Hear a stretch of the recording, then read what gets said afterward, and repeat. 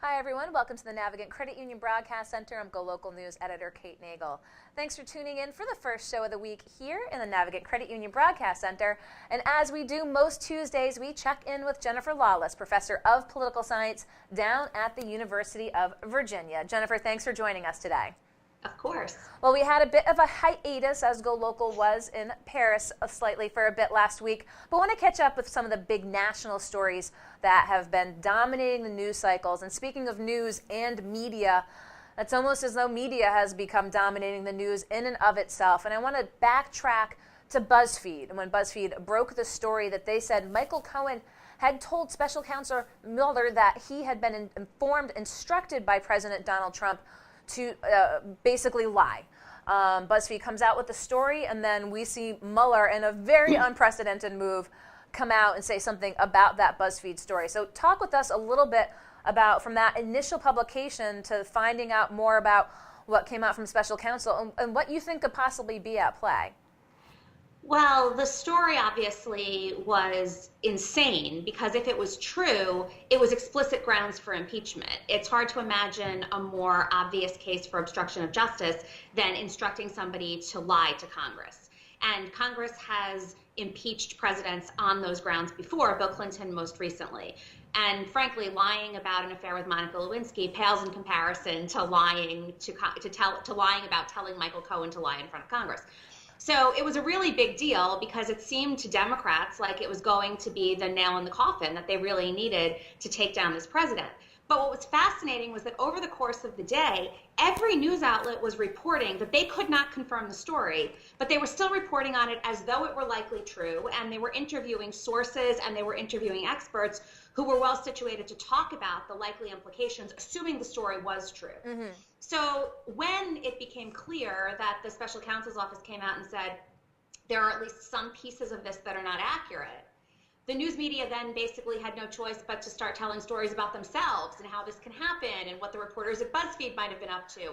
And BuzzFeed doubling down then became another story in and of itself. So the whole thing has gotten pretty meta. It's about how the media cover the media at this point. And in a lot of ways, we've even lost sight of what this could possibly mean in terms of obstruction of justice. Now, you made a key point that some have pointed out as well. You said that Mueller's team pointed out that some pieces of BuzzFeed stories were inaccurate. So you think that actually does, in fact, leave a window open. Do you think that BuzzFeed might, in the end, be vindicated? I think they likely will be vindicated, but that it doesn't matter and that it's going to be too late. I mean, how many of us remember that Rick Santorum won the Iowa caucuses and Mitt Romney didn't? Right? That came out several days later. It didn't really do much for Rick Santorum. So the story here is that BuzzFeed was, debunked by Robert Mueller, and the details and the nuance about how much of the story is going to be debunked isn't something that we're going to know until Mueller issues his report. So that timing is what's particularly bad. The BuzzFeed reporters have asked Mueller to be more specific, but he's obviously not going to be, and he has no reason to be. So, you do talk about that time frame. I mean, I don't think BuzzFeed's going anywhere in the future. Yes, it's a big hit for a big media company. But as you said, it's what we end up eventually seeing coming from Mueller. It's right. The other thing I would note, though, is that this incident plays into Donald Trump's narrative of fake news and of the mainstream media and the non-mainstream media being out to get him. And so it adds fuel to that fire. It's also part of the reason that he recently told Sarah Huckabee Sanders that no more, she doesn't have to give regular press briefings. The media don't cover anything accurately anyway. So these are the kinds of stories that, ultimately I think put Donald Trump on better footing, despite the fact that the substance of the story is probably the most damning thing that has yet to come out of this investigation. You do raise an interesting point about how the president contextualizes coverage of his administration by the media, because in sort of a double whammy of a news cycle, we've seen a very interesting story playing out from those students at Covington Catholic and pieces of the story that were first reported and then more layers to the puzzle after the fact. Now, this, of course, refers to those students at the March for Life rally, their interaction with a Native American, one young man's face in particular, and immediately these students were demonized, and then we heard more of the story. So let's talk a little bit about how the media handled this. Right. This is another incident where a snippet of a video recording went viral. The media immediately jumped on it without doing much more investigation or without placing it in a broader context, and fueled the fire basically for both sides. That Make America Great Again hats indicate complete hatred and intolerance, and that, you know, the media are not able, from the Republican or the conservative side or the Trump side, the media are not able to cover any kind of story in a meaningful way. And, you know, again, we're now still 48 hours later finding out details about what actually went on. There were multiple groups involved. Both sides, it seems, are now going to be coming together at Covington High School to discuss what happened and to try and move things forward. But, you know, this is the kind of thing where it's good clickbait and it's a really interesting video, and it also doesn't tell us anything. It just stokes the fire. And as you mentioned, sides are going to come together at Covington Catholic. It was in fact closed today, if I saw, didn't they? They said they had threats against the school and against students. It was closed, and as far as I know, recently, the last couple of hours, all extracurricular activities and evening events were canceled, and they're unsure about what they're going to do for tomorrow. So, you know, we're at a point in time now where when we see these kinds of things, people who are, you know, often disturbed react in a way that's completely unhealthy, that's not helpful, and that's often violent. And so, you know, we've just gotten to the point where there are a lot of positives associated with the internet and social media and the ability to make things viral immediately. But there are also some downsides, and I think we're beginning to get a better understanding of what those are.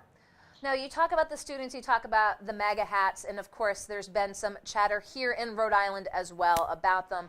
Now, there are those that say from the left that anyone who wears a MAGA hat has to be racist. It has come down to this very basic contextualization of those who wear Make America Great Again hats. What are you seeing on the national level? I think that's the perception, and it's a perception that is in fact being driven by the president himself. You know, it's not necessarily that all Republicans are racist. It's not the case that all conservatives are racist. But we've gotten to the point now where people would argue, Democrats would agree, many Democratic members of Congress and presidential candidates just yesterday literally said the president is a racist. So when you're associating yourself with his slogan, which is Make America Great Again, and not necessarily the Republican Party or the conservative movement more broadly, those two things become synonymous in a lot of people's minds. Now, the other thing I would note, though, is that this high school, they were participating, you know, in an anti-choice rally. Their tensions were very, very high. That's a very controversial issue. And that got lost in it, too, right? That you've got these high school students, you know, actively going to the White House and going to Washington, D.C. to ensure that the federal government does not protect a woman's right to choose. That wasn't mentioned at all in any of these stories. No. So, you know, I think that's not that important. So I think the dynamics are, we've in a lot of ways just sort of discussed this in very generic terms about what the hats mean, but the policies that those hats support matter a lot too. So let's talk a little more politics. Let's talk 2020. Since, again, the last time we've talked, it seems like the Democratic field has grown big beyond its britches, and now we're hearing that Iowa and the caucuses are trying to scramble to find ways to absorb what looks like it's just going to be a Dem party palooza at the outset for 2020. Right, everyone's running for president. I'm not, are you? Everybody's running for president, and it's good news because obviously a lot of electoral competition allows for a very well practiced candidate in the general election. And there doesn't seem to be much sense that the Democrats will not unite. We've seen what happens in the past, right? They want to take on Donald Trump. The downside is that when you have 12 or 16 or 24 people running for office, it's hard to have any sort of meaningful debate or discussion. It's also somewhat striking. I mean, Kamala Harris, who announced just yesterday, is having her first town hall meeting hosted by CNN a week from today. So we're talking, 22 months before the general election, and the campaigns are in full swing. So Iowa and other states have some time to work out the details, but not that much time, because over the course of the next 4 or 6 months is when the rest of these candidates will announce whether they plan to run, and the infrastructure will have to be built so that the American people can hear their messages.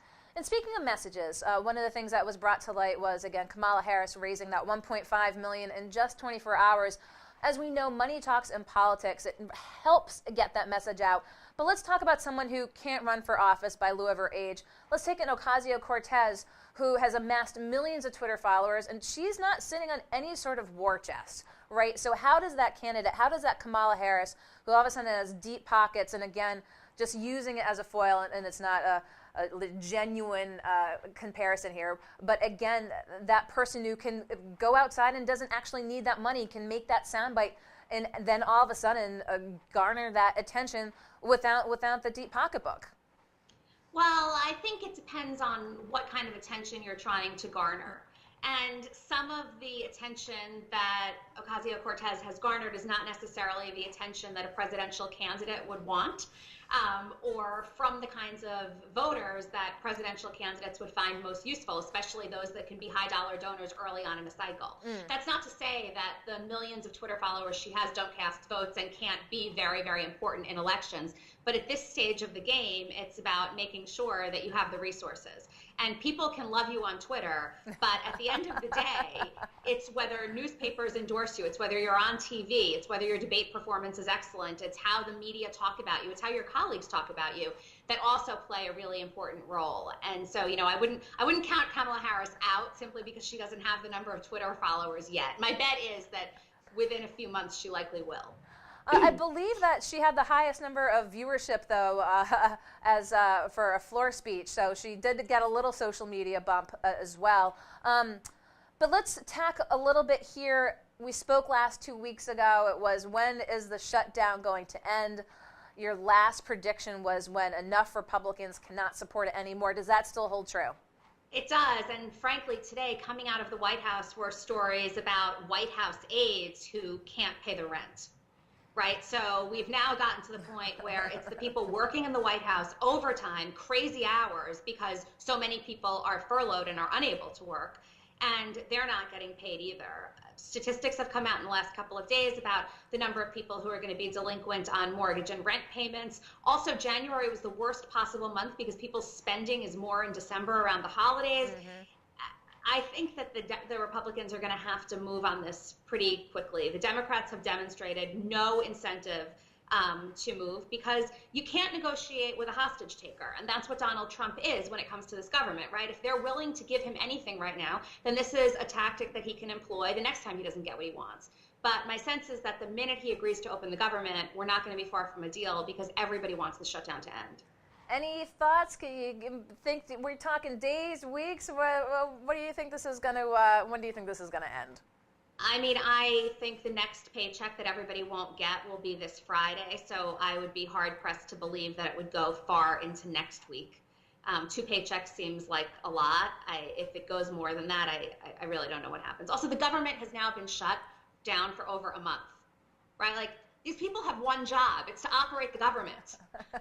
And so, this is completely insane. And I think the average citizen, even the person who doesn't worry about clinical trials by the NIH, even the person who isn't going to DC and wanting to visit the monuments, even people that aren't, trying to spend their time in national parks, have reached the point where they're sort of like, what is going on? If these people can't make the government operate, what are we supposed to do? And frankly, it's not that great for all of these newly elected members of Congress on both sides of the aisle who promised that they were going to come to Washington to change the way Washington works. I don't think this is the direction that most voters expected them to go. Not in the least. So we'll see this time next week what the federal government looks like and more here in the Navigant Credit Union Broadcast Center. So Jennifer Lawless down at the University of Virginia, thank you as always for taking the time to Skype in. Of course. Okay. Don't go anywhere. We're going to be right back with some more local politics with a young Republican leader. We'll be right back just in one moment.